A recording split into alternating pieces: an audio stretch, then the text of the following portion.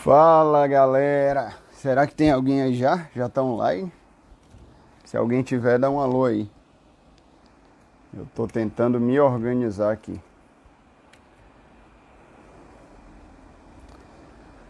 O Alessandro já chegou, quem for chegando vai se sentando aí. Eu já vou chamar o Alessandro que eu comecei um minutinho atrasado. Doutor Alessandro já vai entrar aí para falar com a gente. A live hoje promete.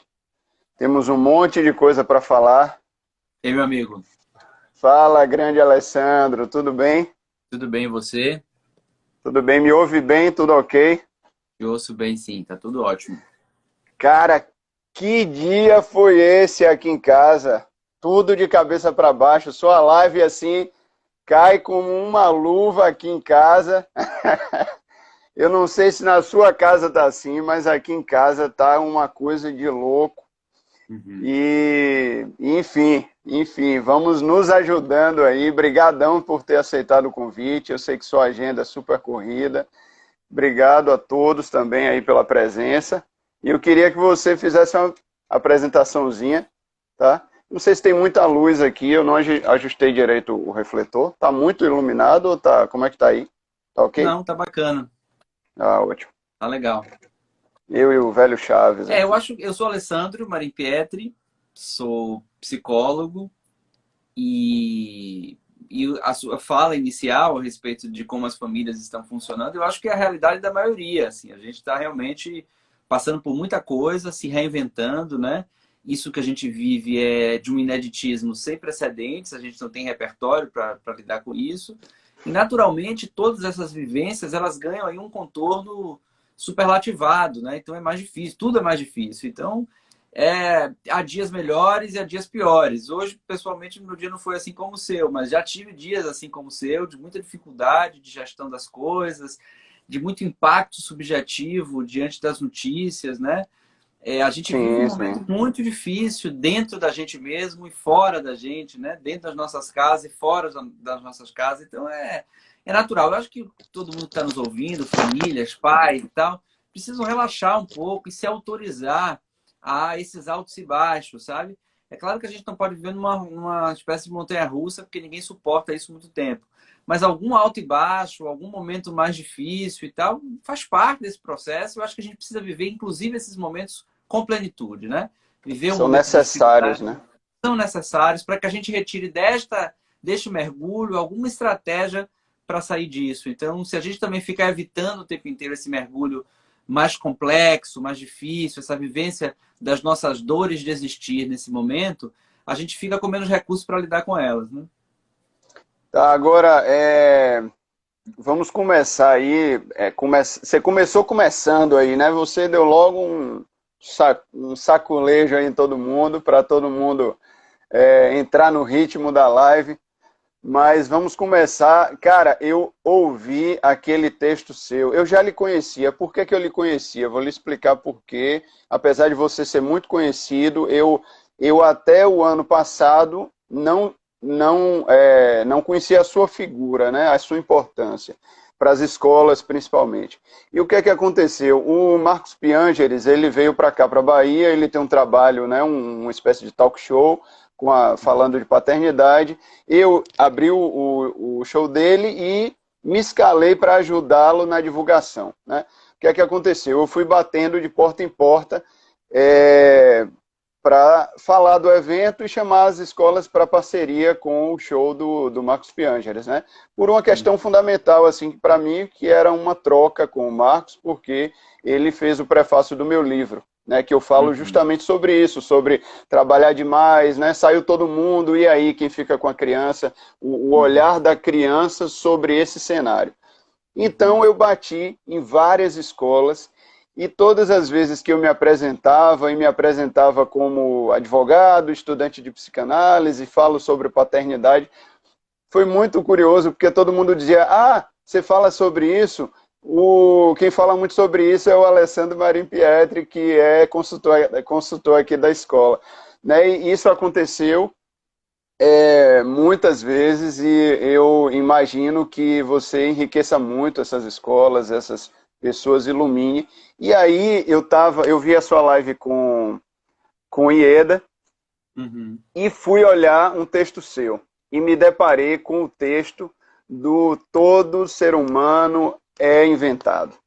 E aí eu queria que você meio que não repetisse, mas trouxesse essa ideia Uhum. que eu achei sensacional e acho que fala muito sobre você e fala muito sobre esse momento. Se você puder trazer isso para a gente começar a live assim, seria ótimo, tá? Esse conceito, essa ideia original aí. Primeiro assim, falar que bom, né, que a gente está conectado, eu, você, o próprio Pianjas. Tive a oportunidade de fazer um TED com ele em São Paulo, foi muito legal, conheço o trabalho dele, da esposa dele. Então, assim, a gente fala da mesma coisa, né, que é como cuidar Uhum, das crianças nesse mundo doido, nesse mundo caótico que a gente vive, onde a gente começa a trabalhar 6 da manhã, termina a trabalhar meia-noite, né, a gente está trabalhando o tempo inteiro, a gente acha que não está trabalhando, mas a gente está trabalhando. E a minha ideia dessa relação entre pais e filhos como invenção, na verdade, parte de uma ideia até anterior da relação de pais e filhos, que é a ideia do humano, né? O sujeito humano, como você estuda psicanálise sabe disso muito bem, é um sujeito de linguagem. Por ser um sujeito de linguagem, ele não vive uma vida dada. Ele vive necessariamente uma vida inventada, porque é isso que a linguagem promove. Ser um sujeito de linguagem é dificílimo, porque veja, a vida de uma vaca é uma vida muito estabelecida, chatíssima, mas estabelecida, fácil de ser vivida, porque é nascer, crescer, comer capim, fazer bezerro, dar leite e morrer. É isso, é uma sim. história que está mais ou menos estabelecida. No humano, não é nada disso. Então, tudo isso se inverte. Essa hierarquia das necessidades, né, que o Maslow colocou há um tempo atrás, ela se desconstrói porque a gente, a partir da subjetividade, a gente pode perfeitamente ter uma casa sem esgotamento sanitário, mas ter uma televisão de última geração. A gente pode fazer coisas que são completamente, a prioristicamente, disparatadas, porque não estão sendo regidas por esse instinto de sobrevivência animal. É claro que isso faz parte da nossa vida, mas no momento em que a gente é sujeito de linguagem, a gente parte para a invenção. E a invenção, cara, é uma loucura, porque é dificílimo, a gente sofre um bocado, a gente sofre entre as coisas da vida, a gente tem que pagar a conta, a gente tem que ler poesia, a gente tem que morrer de amor, a gente faz essas coisas todas e isso é complicadíssimo, mas é interessantíssimo, porque é também porque a gente tem uma vida inventada que a gente pode reescrever a nossa vida e reinventar a nossa vida, como pessoas e como pais e filhos. A vaca, ela, como eu citei, ela tem poucas chances de fazer isso, porque ela não tem como subjetivar a sua condição. Ela não tem dúvida, ela não tem dilema, ela não tem dores de amor. Ela tem uma dificuldade de fazer isso porque ela não tem outra opção. Nós não, nós temos essa opção. Contudo, a gente paga um preço enorme por isso, que é o preço de ter que ficar se reinventando o tempo inteiro, como pessoas e esse tema que nos toca mais diretamente também como pais. A reinvenção me vem assim, me soa no ouvido como uma espécie de renascimento, né? O Otto Henck lá da psicanálise fala que todo nascimento gera angústia, né? Então, essa reinvenção, por mais libertador que seja, ela também traz muita angústia, né? Você se reinventar, renascer, né? Mudar é muito difícil, né, em geral. Sem dúvida. Mudar é a coisa mais difícil do ser humano. Porque o ser humano, o cérebro humano, ele é meio programado, ele gasta menos energia se ele estiver numa ordem de previsibilidade. A imprevisibilidade custa muita energia ao cérebro humano. Então, nós tendemos a interpretar a realidade a partir de parâmetros já prévios. Quando a gente vê o inédito, que a gente tem que se reinventar, isso produz um estresse, uma necessidade de adaptação e a gente tem que se adaptar. E o que você falou, muito, muito corretamente, metaforicamente, de que a vida é isso aí, é morrer e nascer o tempo inteiro. A gente tem dois grandes ritos, esses marcados fortemente por um cenário biológico, que é o nascimento e a morte. Então, uma ponta e outra. Agora, o que se processa entre esses dois momentos são vários outros nascimentos e mortes, mas não no plano físico, senão no plano simbólico. Então, a gente vai morrendo e renascendo, à custa de, como você disse muito bem, de angústia, de sofrimento, de vazios, mas também de muita alegria, de muita felicidade, de muita contemplação, de muita satisfação, de muita realização. Então, a vida do humano é isso, é alto e baixo, é cheio e vazio, sabe, é esse movimento o tempo inteiro. Quando a gente está estabilizado, quando aquela coisinha lá do monitoramento cardíaco, ela vira uma linha reta, aí a gente morreu. Aí encerrou a nossa possibilidade de nós reescrevermos a nossa história. Aí caberá às nossas marcas, essas que ficaram, naqueles, né, que nos sucedem, por exemplo, nossos filhos, aí sim a gente vai continuar vivo numa outra representação reescrita, reeditada, redita por outros que ficaram. Mas nós mesmos temos esse tempo na vida, na Terra, para reescrever a nossa história o máximo possível. Então, é isso, é morrer e renascer. E agora, nesse momento pandêmico, o renascimento, lidar com os nossos lutos, com as nossas perdas, com as nossas dores, é fundamental para que a gente possa renascer. Aliás, vou falar disso no domingo. Vamos fazer uma live que eu brinquei. O título se chama Somos Todos Mãe. E não mães no plural, mãe no singular, no sentido da metáfora da mãe, como essa que Sim, sim, gera uma nova vida e que agora a gente está se sim. vendo na necessidade de gerar uma vida nova. E aí faço essa brincadeira do renascer, exatamente tudo que você falou, e com o que eu concordo plenamente. Eu fiz uma outra metáfora aí que talvez case com a sua, que é a história desse renascer como uterino, né? É como se a gente estivesse revivendo uma nova etapa uterina, só que agora muito consciente, porque de certa forma estamos isolados, né? Se nutrindo e de alguma forma aguardando o momento de voltar e de nascer de novo para uma vida que é tão, como é que eu vou dizer, inesperada e inédita quanto aquela do primeiro momento nosso, que era realmente tudo muito desconhecido, né? Então, Uhum. assim, eu acho que a dificuldade aumenta agora porque a gente tem a consciência exata dos medos, né? Das dificuldades, das limitações de nós enquanto seres humanos, né?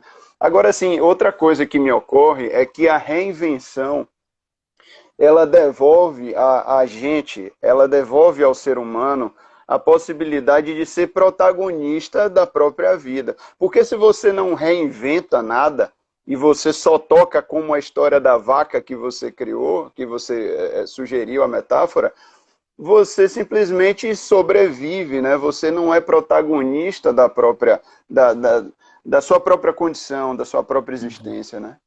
Uhum, exatamente.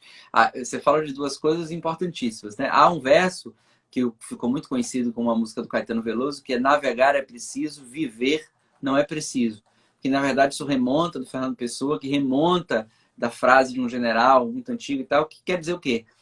A navegação é preciso, se a gente tem como organizar. Viver é impreciso, não preciso no sentido de necessário, mas no sentido de precisão. Então, viver é impreciso, viver é incerto, viver a gente não não, aliás, há uma outra frase muito interessante que diz assim: a vida é sem ensaios, né? A gente não tem ensaio para ver, a gente vai vivendo experiências à medida que for acontecendo. E sim, se a gente tem a possibilidade de uma reedição da nossa história, de uma reinvenção, é aí que reside a grande maravilha do humano, a dor e a delícia ao mesmo tempo, que é a possibilidade de, em conexão com esses nossos limites, com essas nossas dores, com essas nossas dificuldades, virar de cabeça para baixo, dar uma volta nisso e ressignificar. Entretanto, o que eu venho defendendo, e não sei se você concorda, é que a crise ela tem em si um embrião da transformação, porque nenhum ser humano ele se modifica sem crise. Todas as grandes mudanças do humano são uma crise: o nascimento, a morte, o casamento, o nascimento de um filho, todos os ritos, a formatura, tudo, todas as Uhum. grandes viradas, o Nunca processo é de no lugar do aprender, conforto, né? nunca. O processo de aprender, só aprendemos, segundo Piaget, em desequilíbrio. Então, tudo que é para a evolução, para a transformação, é sempre à custa de um conflito. Então, é claro Uhum. que viver a crise, ela é difícil, mas ela tem aí o embrião da transformação. Entretanto, o que vai fazer com que o sujeito humano aproveite esse embrião da transformação para dar um novo sentido à sua realidade, seja ela psíquica, intersubjetiva ou coletiva, é a possibilidade de elaborar essa condição, é a maneira como esse sujeito se relaciona com aquilo. Então não adianta a gente ficar com a boca escancarada, cheia de dentes, esperando a morte chegar e dizer: estou vivendo a crise e graças a ela sairei dela uma pessoa melhor. Não sairá. Só Uhum. sairá ressignificado, retransformado, reescrito aquele que tiver a coragem de um mergulho, sempre com marcas, sempre com estrias, sempre com fissuras, sempre com machucados, nessa situação, para que daí a gente possa corajosamente ter uma possibilidade de ressignificar, dar um novo significado, uma outra produção de sentido a isso que está sendo vivido. E isso custa para o humano muitíssimo. Mas, para aqueles que se dispõem a isso, eu acredito que nesse momento me parece a melhor saída, né? A gente mergulhar no que a gente está vivendo com coragem e crítica para poder tentar fazer disso alguma coisa de proveito na nossa existência. Eu vejo essa situação da reinvenção como algo inevitável, inadiável e necessária mesmo. Assim, ela emerge mesmo, ela salta, ela lhe busca. Não é nem você que busca ela busca você. Ela está puxando a gente assim meio que para cima, rasgando tudo. A grande coisa que eu vejo nisso tudo, a grande dificuldade, principalmente para as pessoas um pouco mais velhas, é que a gente tem inserido, já que o ser humano é linguagem, a gente tem inserido questões dentro da gente que dizem o oposto, né? Que dizem que nós nascemos, temos um destino e tivemos uma mãe que falou tal coisa e um pai que fez tal marca e você formou em direito, Otávio, então você vai ter que morrer na advocacia, sabe? Aí você, Alessandro, é consultor de escolas, psicólogo, então assim, você não vai poder abrir uma pizzaria, porque, sabe, a gente está amarrado na fantasia que a gente mesmo criou da gente, e isso é uma dificuldade muito grande de se livrar disso para sermos qualquer outra coisa que a gente queira ser e que possa ser na medida do possível, né? Sem dúvida. Essa amarração, ela é, de certa forma, protetiva. Quando o sujeito humano ele cria essas falsas crenças de estabilidade na vida, é para se proteger do instável, do incerto, do sofrido que é viver uma vida tão sem planejamento, sem possibilidade de previsão do futuro. Então, quando a gente cria essas verdades perfeitas, elas nos protegem de certa forma. E, aliás, a gente pode pensar que, historicamente, o mundo, até bem pouco tempo atrás, ele era um mundo tradicional, antes da modernidade. E a tradição, ela determinava como a gente viveria. Ela nos dava a caixa e dizia, dentro dessa caixa você vai fazer aí o que é possível. Então, os casamentos eram arranjados. Então, se você nascesse nobre, você morreria nobre. Se nascesse plebeu, morreria plebeu. Não havia essa mudança social e tal. Das navegações para cá, especialmente pós-industrialização, isso muda completamente, porque agora a vida, sim, passa a negar a tradição e o novo, a novidade, a construção é que são o valor. E agora, na contemporaneidade, que é esse tempo ainda mais atual, a gente vê essas mesmas características modernas de inovação elevada à enésima potência. Ou seja, nós temos uma velocidade de transformação irrefreável, a gente está mudando o tempo inteiro, a gente vive uma realidade camaleônica, mutante, tão rápida e tão veloz. A gente produziu isso, que é bacana, porque nos abriu uma série de coisas, mas isso está tão elevado à enésima potência que a gente às vezes perde a capacidade de interpretar a própria realidade.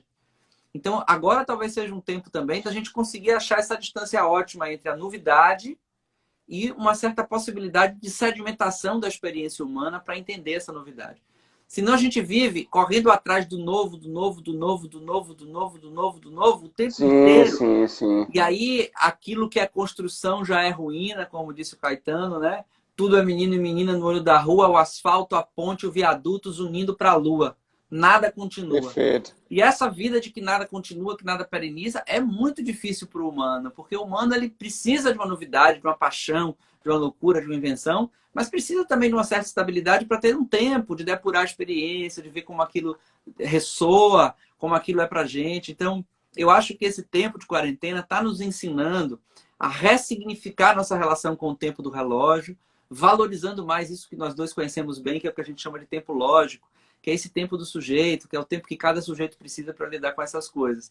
Aquele que conseguir achar uma boa medida entre o tempo do sujeito e o tempo do relógio, seguramente viverá uma vida subjetivamente mais vivida, internamente mais florida, ou seja, com mais recursos psíquicos para dar conta de uma realidade que é sempre muito inesperada e difícil. A nossa reação primeira primeiro, se apegar nas fantasias que já criamos, né? Depois a gente naturalmente tem medo E depois, numa outra fase, ainda antes da reinvenção, você pensa, vai voltar ao normal, né? Eu ouço essa frase todos os dias, o tempo inteiro. Uhum. Quando é que a vida vai voltar ao normal? Daqui a 3 meses vai voltar ao normal. Gente, não vai voltar mais, nunca mais ao que era antes. É impossível retroceder, né? É impossível. Né? Nesse instante eu fiz uma brincadeira aqui, minha internet estava com problema. E aí minha esposa disse assim, quer que eu reinicie? Aí eu falei, o mundo? Tipo assim, por favor, Aperta o porque reset, né? aperta o reset aí. E ontem eu estava durante minha análise, a gente entrou num papo bem curioso ontem lá com o Rui Diamantino, não sei se você conhece o Sim, Rui foi meu Diamantino. colega. Foi E meu colega aí, na o Rui, universidade. Rui disse assim, eu tava empacado, né, no momento da análise, no momento ótimo da análise, né, quando você empaca. E aí eu disse a ele, olha, mas eu me enxergo como sujeito fazendo caridade. Como é que eu vou me virar com isso se a questão da grana impedir a caridade? Então, e aí, né, como é que eu faço? E aí ele falou uma frasezinha, rapaz, como as frases mexem com a gente, a depender do momento que a gente esteja, né? E ele Uhum. disse assim, olha, Otávio, o jogo das relações humanas mudou. Quer dizer, pá, sabe, um tapa. O jogo das relações humanas mudou. Então, não dá para pensar no mesmo formato de nada, porque tudo mudou. Então, você vai precisar realmente se reinventar essa nova fantasia, né, que criamos, e de repente o dinheiro já não tem mais tanta importância, né, ou já não funciona como funcionava antes, os mecanismos já não funcionam como funcionavam antes, e se você não se renovar para isso, para esse mundo novo que abre, né, fica mais difícil, né, fica bem mais Uhum. difícil, né. Nós psi, a galera psi tem um pouco de dificuldade de prever o futuro, né? A gente é bom de passado e de presente, de futuro a gente não é muito bom. Então eu não sei exatamente o que vai dar. Agora, a frase "eu quero que tudo volte ao normal" me parece mais uma frase de angústia do que um apelo real, racional, pensado sobre isso. O que eu acho que as Sim, pessoas estão querendo dizer é: eu gostaria de ter a minha vida de volta. Eu gostaria de viver um como pouco a era minha antes, vida né. como eu vivia antes. Porque a vida voltar ao normal significa prever uma certa normalidade na vida humana, o que em si já é meio contraditório, porque se humano, então imprevisível, se humano, então insensato, se humano, então inventivo, se humano, então contraditório. Aliás, o Lenin fala isso, né? Precário, Uhum. provisório, impreciso, eis aqui um vivo. Essa ideia de que todo humano é assim, então não tem essa normalidade. E o que o Rui está dizendo, eu concordo, é que, na verdade, a maneira como nós pactuamos o nosso existir de coletividade, ele precisará necessariamente de um novo pacto, porque os nossos funcionamentos não são mais os mesmos. Então, é difícil a gente prever no que vai dar, mas parece mais ou menos plausível a gente imaginar que, da maneira como nós vínhamos vivendo antes dessa situação, a gente não vai conseguir exatamente viver, a gente vai ter que ressignificar algumas coisas. Entretanto, é muito provável que outros pilares surjam, mas que antigos pilares permaneçam. Então, é Uhum. muito provável que a situação de desigualdade no Brasil permaneça, porque essa situação Aham. de desigualdade ela é fundada há mais de 500 anos. Então, não vai ser essa pandemia que vai ressignificar isso. É muito provável que a relação com os poderes instituídos, a relação que o brasileiro tem com os poderes permaneça. É muito provável que algumas dos nossos hábitos mais enraizados, do ponto de vista subjetivo, fiquem. Então, é provável que muitas coisas permaneçam, mas também é muito provável que outras coisas se ressignifiquem. E aí o que vai estar em É, jogo é a minha condição de lidar com isso, que é novo e que é velho, e que é velho sendo presente, ou seja, não é velho no sentido de passado, é velho se fazendo presente ao mesmo tempo que o novo está sendo inventado. É o dilema da exatamente. humanidade do mundo contemporâneo, né? É ir fazendo a sociedade à medida que vamos se fazendo enquanto pessoas. É difícil. Até porque as forças continuam agindo, né? Então você falou aí da questão política, capitalismo e tal. Alguém falou aí modelo capitalista também. essas forças continuam agindo muito, né? Então, tem circunstâncias que você vê como, que você via como natural e agora já não dá para ser natural, mas você percebe que aquela força ainda tem um poder muito grande e atua de uma maneira muito precisa, né, na manutenção ou do poder, né, ou daquele status quo ali. Agora, a frase de Foucault talvez nos ajude, né?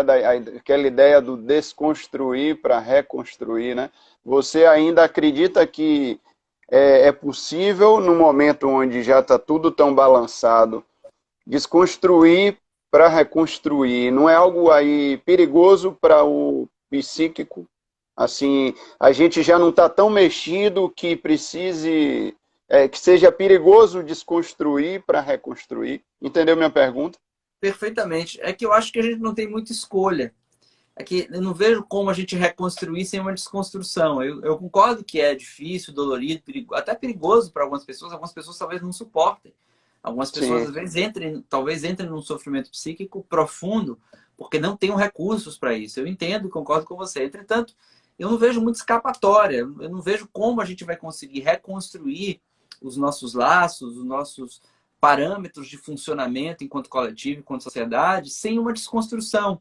Aliás, o que nós agora vivemos é uma desconstrução, né? Nós que somos de uma classe social muito privilegiada, que estamos conversando aqui com a nossa internet, com o nosso telefone de última geração, com o ar-condicionado ligado, nós estamos tendo que abrir mão de muita coisa, de muitos privilégios, dos quais historicamente a gente se viu com os quais historicamente a gente se viu muito atrelados, como por exemplo ter essa herança, né, da escravidão dentro de casa, que são os funcionários domésticos, sem tê-los. Então, a gente está tendo que repensar, à custa de dor e sacrifício, algumas revisões do nosso funcionamento de sociedade que precisam ser revistos, tá? E que não vão ser revistos tomando um cafezinho, comendo um bolo de cenoura. Vai ser à custa de Muita sofrimento, de dor dor. mesmo. Para Angústia, né? alguns mais, para outros menos, mas eu não vejo como a gente sair dessa sem um arranhão, sem um joelho ralado, sem um machucado. O que eu espero realmente do fundo dos meus afetos é que a gente consiga sair o menos machucado possível e com mais chance de reinvenção e de ressignificação possível. Para isso que eu tenho trabalhado, imagino que você também. Eu percebo aqui no meu movimento da reinvenção, e que vem acontecendo há algum tempo já, principalmente depois que eu me tornei pai, é, esse movimento é um movimento necessário, muito bacana, é realmente com dor, né? Mas uma coisa que eu tenho notado, e aí eu coloco aqui até como uma sugestão, né, para que as outras pessoas pensem também, né, de acordo com a realidade de cada um, é que na medida que eu me reconstruía, eu me encontrava. Então, olha que louco, eu comecei um processo de reconstrução, mas no fundo, no fundo, no fundo, era um momento de encontro comigo mesmo. Eu percebi isso e ficou muito claro para mim depois. Então, o que talvez a gente chame de reconstrução, reinvenção, num momento de crise como essa, muitas vezes é o próprio encontro consigo mesmo, que a gente abandonou lá por conta de capitalismo, por conta de grana, sei lá, do que o chefe queria da gente, do que o pai pensou pra gente, né? Do que a armadilha da vida foi colocando a gente para fazer. Então é A uma Júlia, sugestão mesmo. a Júlia Fala aí. Kristeva tem um livro chamado As Novas Doenças da Alma. E ela fala que um dos motivos desse surgimento de novas doenças da alma, do existir, se passa por um empobrecimento, uma certa dificuldade do sujeito contemporâneo em visitar o mundo interno. E o Birman, o Joel Birman, suponho que você já tenha lido, ele no seu Mal Uhum. Estado da Atualidade, ele fala que os eixos da subjetivação são a exterioridade e o autocentramento, ou seja, voltados para nós mesmos e ao mesmo tempo publicando as nossas privacidades o tempo todo para fora. E esse homem voltado excessivamente para fora, ele é um homem que tem uma dificuldade ao não conseguir olhar para dentro e lidar com esses chamados que são imperiosos, como esse que a gente está vivendo agora, pandêmico, né? A pandemia nos chamou à força, no muque, como a gente dizia antigamente, para dentro. E agora, Sim. inelutavelmente, a gente vai ter que olhar para dentro. Não temos como escapar. E esse olhar para dentro significa esse reencontro que você falou. Quando eu consigo me visitar internamente, quando eu consigo me olhar internamente, e eu estou num processo de ressignificação da minha condição, de reinvenção, inelutavelmente esse processo vai ser um reencontro, como você falou mesmo, vai ser um encontro com você mesmo, porque estão ali os seus recursos, a sua história, as suas narrativas, os seus afetos, todos os seus mecanismos de sustentação do ponto de vista psíquico, que é aquilo que é a sua base de subjetividade, a sua base de existir no mundo. Então, Uhum. sim. Agora, se a gente faz isso de maneira excessivamente exteriorizada, excessivamente para fora, e sem essa conexão interna, isso dificulta muito. Por isso que eu tenho sugerido a todo mundo, se autorize a se perceber o que você está sentindo, como isso reverbera em você, que impacto isso tem, para que ao reconhecer isso, você possa fazer alguma coisa com isso e produzir algum sentido a partir dessa experiência.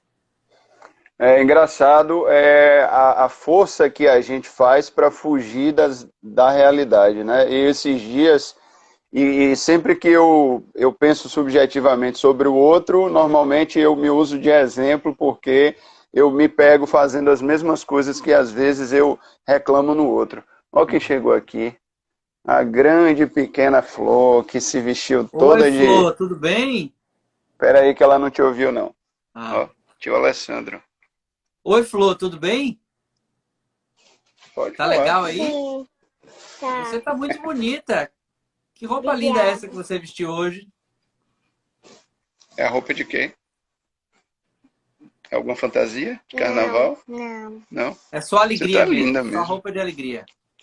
Ela mesmo se veste já, então ela escolhe das mais variadas roupas possível aqui.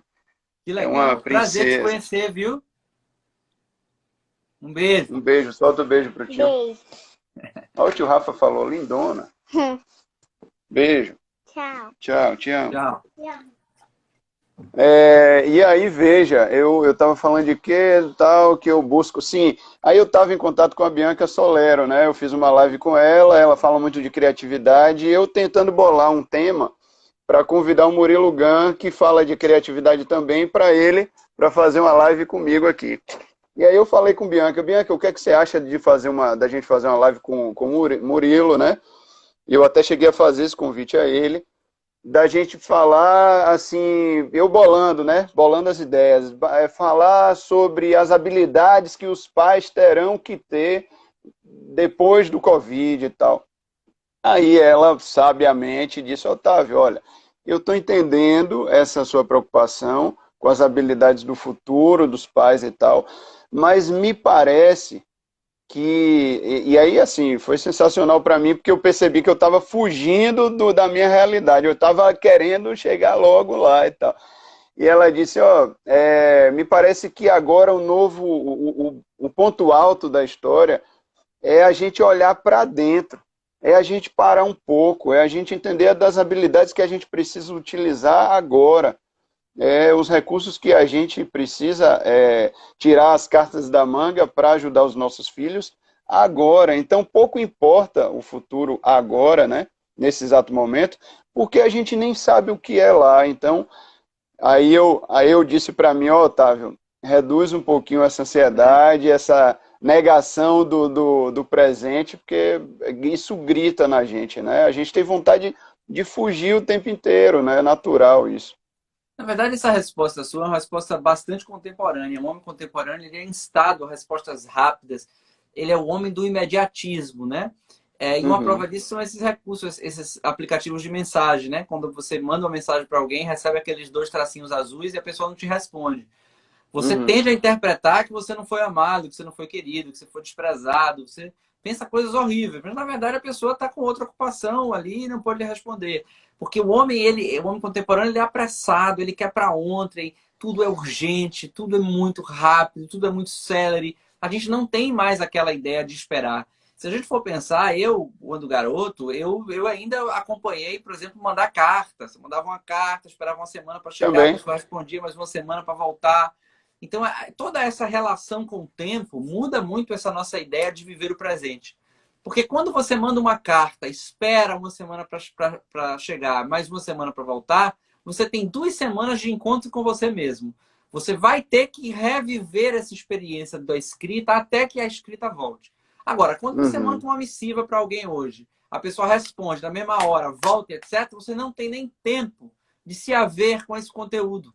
Então, o mundo contemporâneo, ele nos retira, ele nos tira a possibilidade de lidar com as experiências com um pouco de depuração, com um pouco de refinamento, e eu diria, com um pouco de elegância, inclusive. A gente perde um pouco da nossa polidez, porque a gente fica instantâneo, meio quase que deselegante, invasivo, e querendo dar respostas rápidas. Então, eu acho que foi isso que aconteceu com você. Você entrou no ritmo de dizer, vamos resolver isso. Como é que resolve? Então, como é que a gente vai resolver essas habilidades futuras?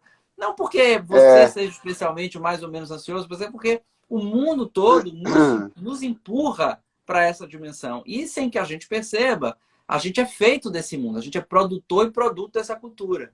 Então, quando a gente uhum. menos se dá conta, a gente está reproduzindo aí essa dilemática tão difícil. A minha ansiedade ela é natural. Eu tenho isso efetivamente e realmente eu dificilmente consigo mexer nisso. É uma coisa nata, né? Eu Uhum. tento administrar. E ultimamente eu vinha meio que sendo treinado, meio que sendo condicionado a ter que pensar um pouco além por conta de questões profissionais, de Uhum. questões, né, de arranjar saída, né, na profissão do direito você tem que pensar lá na frente, você tem que antecipar a ideia do que é que o julgador vai pensar, então a gente já monta teses pensando no futuro e tal.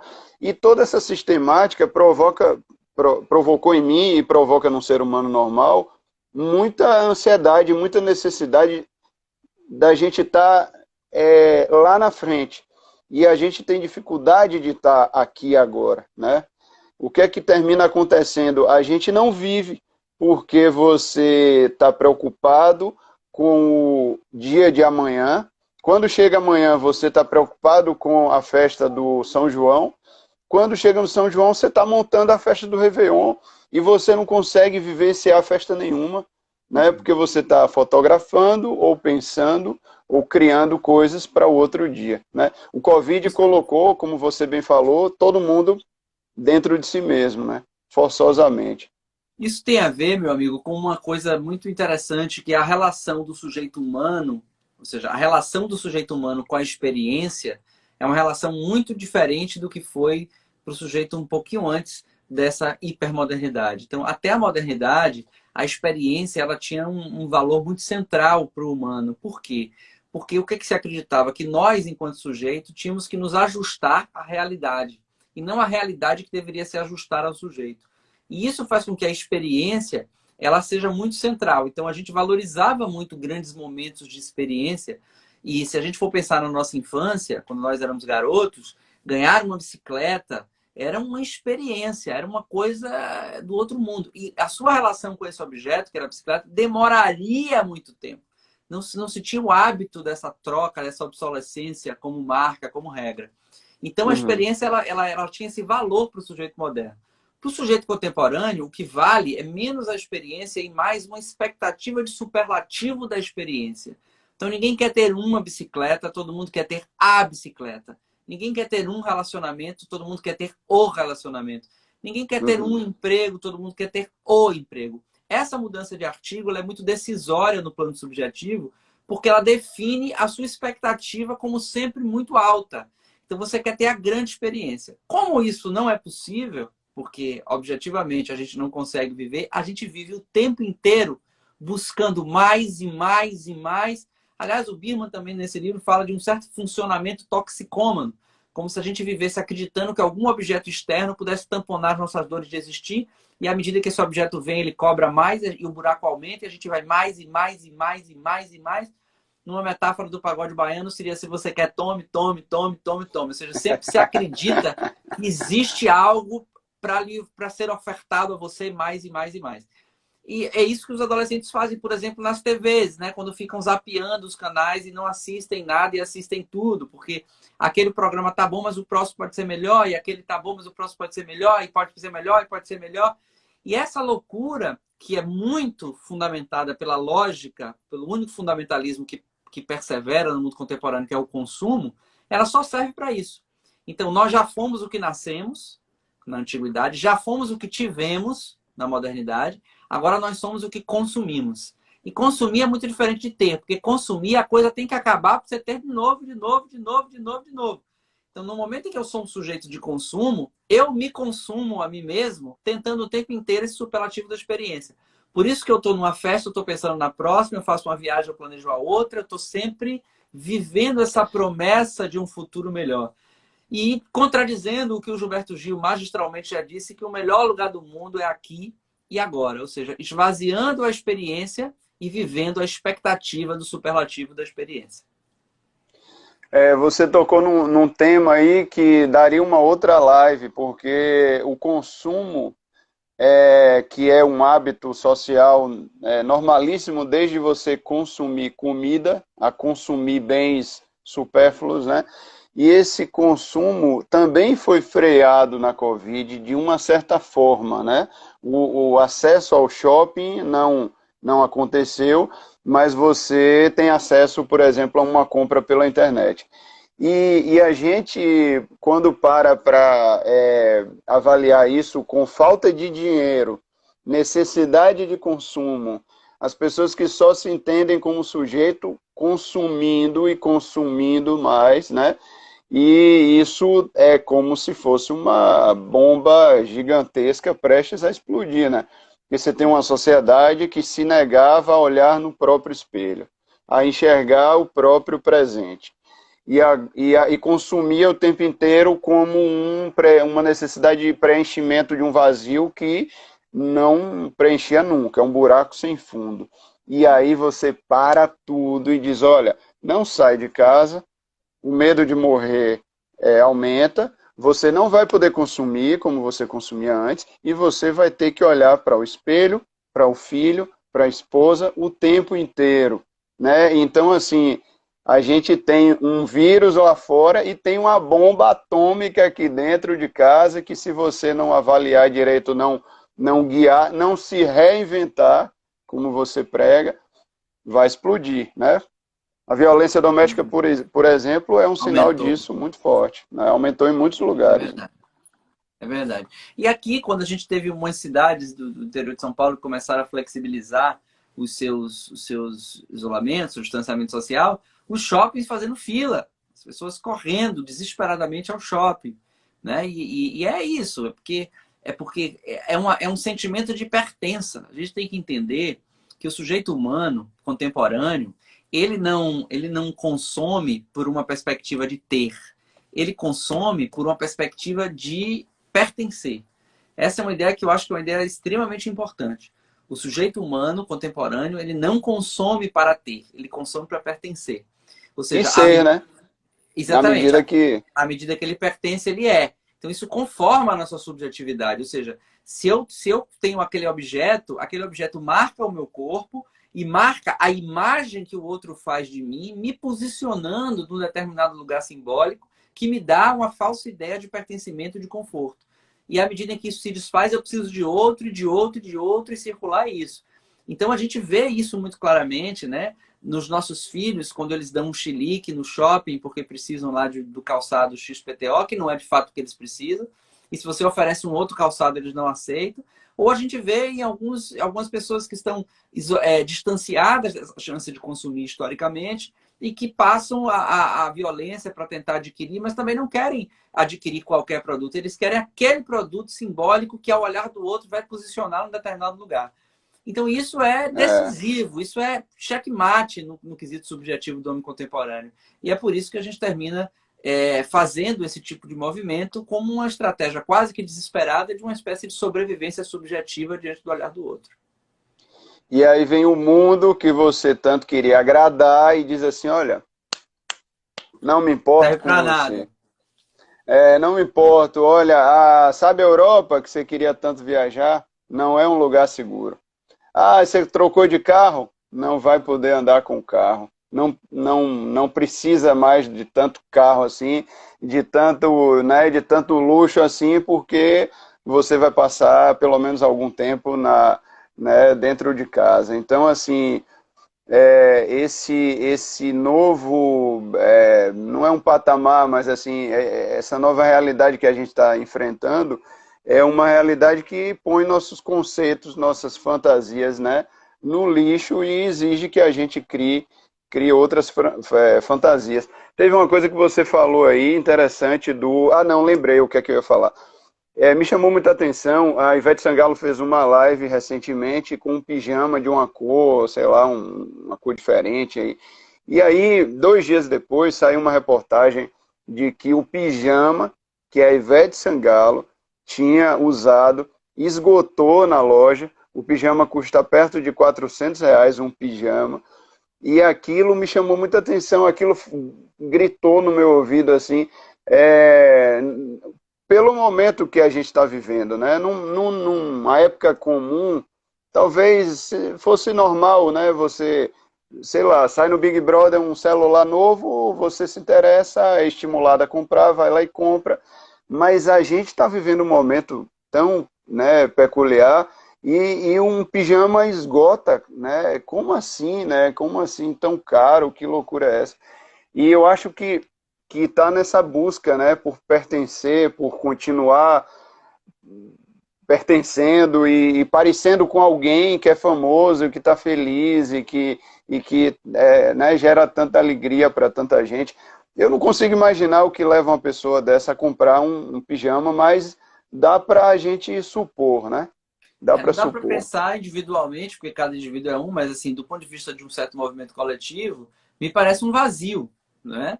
Me parece a Sim, tentativa de preenchimento de um vazio insuportável com o qual eu não quero me haver. Então eu sim. faço essa fantasia de que ao comprar o pijama que essa pessoa que eu idolatro usa, eu sou um pouco como ela. E eu me sinto Aham, pertencente a essa vida de glamour, de imagem, que de certa forma me dá um conforto. Eu entendo isso.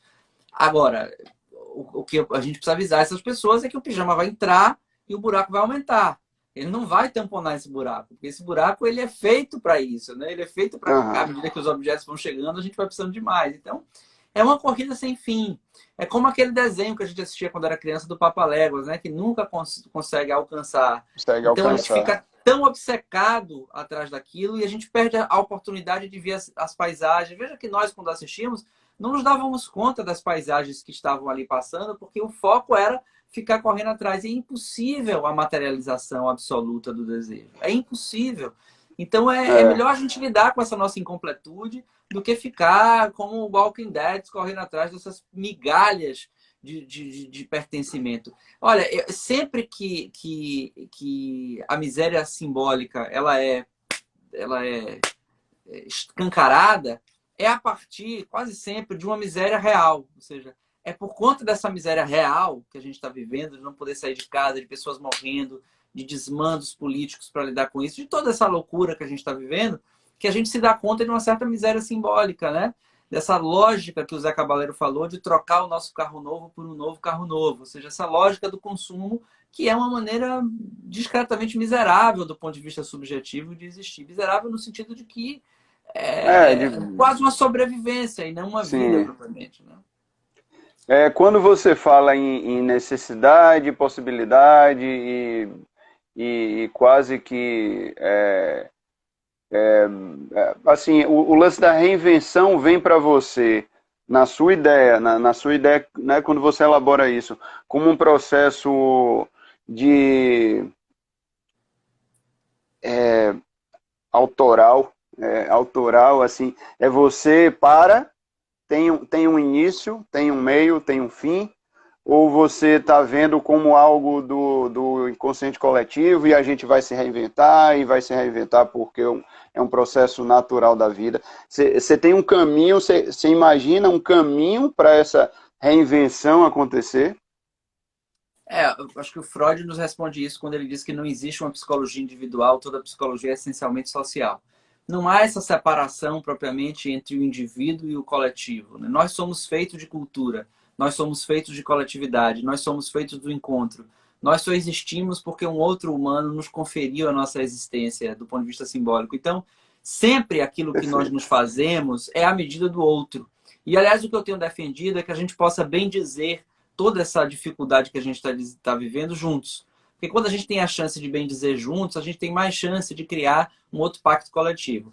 O que não retira uma certa dimensão do individual, de que cada um vai ter que olhar para dentro para poder se construir dentro de um coletivo. Mas essa própria visão que nós temos sobre o individual, ela é marcada pela cultura, ela é marcada pelo nosso tempo, ela é marcada pela nossa biografia, portanto, ela é marcada por outros tantos humanos que nos fizeram, né? Nós somos criadores e criaturas ao mesmo tempo. Então, se nós somos sempre, toda pessoa sempre é a marca das lições diárias de outras tantas pessoas, como disse o Gonzaga, se é assim, nós somos feitos de pessoas. Então, a própria visão que eu tenho do meu mundo interno, de certa maneira, ela é atravessada também por essas perspectivas coletivas. Então, o que eu tenho defendido é que a gente olhe para dentro e cante na janela, ou seja, olhe para dentro e abra a janela e se conecte com o coletivo, porque o desafio não é só reinventar uma existência para minha pessoa, mas é uma existência de coletividade, porque o que o Covid nos ensina, de maneira muito contundente, é que a coletividade precisa ser revista,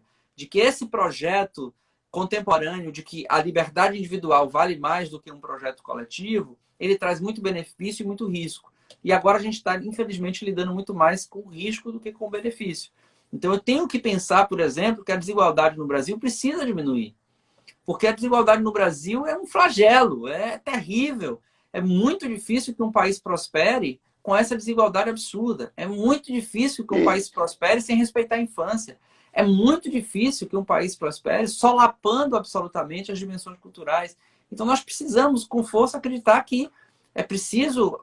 e isso não tem a ver com este governo, com este momento político, tem a ver com a nossa história, com esses 500 anos de história que eu me referi anteriormente. Então, eu penso sempre em mim, penso no todo, né? Eu penso sempre em como eu vou me refazer, ao mesmo tempo que eu me refaço dentro do coletivo, uma vez que eu sou o outro, né? A Clarice Lispector, num texto da década de 70, quando espantada ficou porque um bandido chamado Mineirinho foi assassinado com 13 tiros, ela começa o texto dizendo: o primeiro tiro me deu vergonha, o terceiro tiro mesmo, né? E ela vai até que ela diz: o 13º tiro sou eu, porque eu sou o outro e eu quero ser o outro.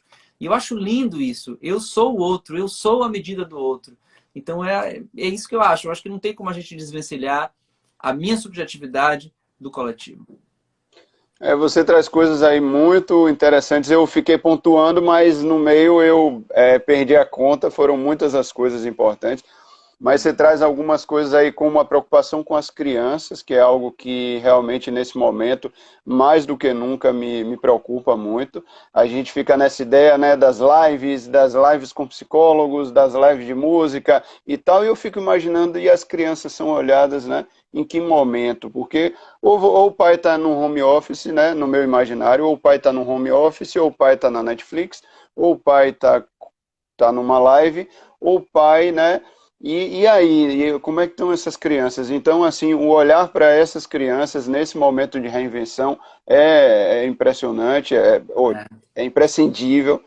E uma outra questão também que você falou da miséria, me ocorreu que esse sistema, quem foi muito egocêntrico antes do Covid, se deu mal, porque agora não se consegue sobreviver sozinho, né? Não se consegue sobreviver sem uma ajuda, sem a ajuda do médico, sem a ajuda do enfermeiro, sem a ajuda de quem entrega a cesta básica. Então, assim, quem se fechou no mundo sozinho, ou está sozinho e está sofrendo sozinho, que já é por si só algo terrível, né? Ou não está encontrando saída porque realmente se abandonou e abandonou a todos. E uma outra questão que me ocorreu aí também na sua... Quando você trouxe... você falou uma palavra atravessar, né? Uma palavra que eu acho muito interessante, traz muitos conceitos. E eu, ouvindo você falar, eu noto que você é atravessado por muitas músicas, né? Você citou aí algumas composições, e eu queria lhe perguntar uma coisa: você compõe? Se compõe, Não. tá? Não compõe, mas está escrevendo muitas coisas nesse momento. Fala um pouquinho aí do Eu seu dia a dia, escrevo, como é que está sendo. eu escrevo textos, né? Mas de forma nenhuma arte. Eu não sou um artista. Sou interessadíssimo por arte, mas não me considero um artista, nem componho, não tenho nenhum talento para isso. Eu escrevo textos, eu escrevi alguns, inclusive, sobre o que a gente está vivendo. Sempre que eu tenho pouco tempo para escrever por conta desse trabalho maluco, essa vida louca que a gente tem de trabalho. Mas quando algum Sim. texto me toca, eu me sinto convocado a escrever, eu escrevo, mas são textos, não diria que são de forma nenhuma artísticos. São Agora, obras de arte, de alguma forma. talvez, mas assim, o que me toca é a arte. Assim, o Chico Buarque ele diz: saiba como os cegos, os poetas podem ver na escuridão. Então, e todas as mudanças de paradigma históricas sempre foram antevistas por artistas. Então, o Shakespeare, em Romeu e Julieta, ele estava já avisando que a antiguidade e que o amor, como metáfora maior da escolha humana, da liberdade de escolha, etc., que seriam pilares estruturais da modernidade, ele estava avisando muito antes que isso ia acontecer. Então, a gente sempre vê na arte uma certa visão anterior das coisas, né? Uma certa presciência, como disse o Vinícius, num texto lindo chamado O Haver.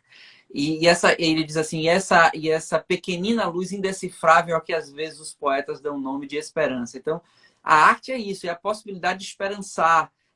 Eu acho que é a revelação mais ampla do que é a humanidade. Então, assim, eu adoro arte de todo tipo Ah, e por isso talvez tá que... É, perceptível aí. é, Isso é ótimo. mas eu Eu como falei do artista, não. atravessado, eu falei do atravessado que eu tenho um outro Instagram que eu nunca mais visitei, é meu, mas eu nunca mais fui lá, que é o atravessado. Por isso que me chamou a atenção a palavra, é o atravessado, né? Eu tenho algumas poesias e coloquei algumas poesias lá no atravessado, mas Vou procurar. eu nunca mais assim, agora que eu me lembrei disso, agora que eu me lembrei disso de verdade, eu tenho, sei lá, uns 6 meses que eu não vou lá e não coloco nada lá. Tenho que elaborar mais essa arte, porque eu acho que a arte ajuda a gente a elaborar coisas, a colocar para fora, a se reinventar também, né? Porque na medida que você vai colocando para fora, você vai se ouvindo, se percebendo mais, se encontrando e se reinventando de uma maneira segura e firme, né? Com bases, com lastro e tal, mas acredito muito na arte. Eu componho, apesar de não ser algo profissional, mas faço por aqui. Só não coloco para fora aí, não exponho, porque a timidez não deixa. Mas acho que Que você bom. deveria compor, viu? Não Tem tenho o menor talento para talento. isso e tem sim, já dá para perceber. E você traz assim perfeitamente, em alguns momentos, um encaixe da sua fala com algum tema da poesia. Então isso está em você, explore isso aí, se puder. Vou tentar, vamos ver se eu consigo. Alessandro, a gente tem alguns minutinhos, acho que 2 minutos. Eu queria deixar à vontade, né, para você falar o que quiser e lhe agradecer mais uma vez a participação e ter aceitado esse convite, de verdade, tá? E quero muito, diz que o Vinícius, né, que fala que a vida é a arte do encontro, embora hajam tantos desencontros nessa vida. Então, acho que foi um encontro nosso aí, que o Covid favoreceu e que Promoveu. depois disso promoveu, e que depois disso a gente tenha outros encontros de verdade. E fica aí esses últimos minutos para você se despedir e falar o que lhe der na telha. Até uma Eu queria poesia, se for o caso. te agradecer muito, porque é uma honra para mim estar aqui, tá bom? Queria agradecer a todas as pessoas que pararam seu tempo, esse recurso mais precioso do homem contemporâneo, para nos ouvir. Dizer que eu estou super disposto a outros bate-papos, acho que foi ótimo a nossa conversa. E aí, como você falou de poesia, eu vou terminar com isso. Resta essa capacidade incoercível de sonhar, de transfigurar a realidade e essa pequenina luz indecifrável que os poetas às vezes chamam de esperança. A gente não pode perder a capacidade de esperançar. Não de esperança no sentido de esperar, mas no sentido de esperançar, de acreditar numa transformação com coragem, com força, que é o que a gente está precisando na atualidade. Massa, brigadão. Queria pedir mil desculpas aí, porque muita gente acenou, deu alô, fez perguntas. E, infelizmente, quando a live é assim, muito brainstorm, tumultuada de ideias, não dá tempo, perdão. Depois a gente tenta responder a cada um. A live está encerrando. Queria agradecer a todos, um abraço aí para todos. Brigadão pela presença. Tchau, tchau. Valeu. Tchau.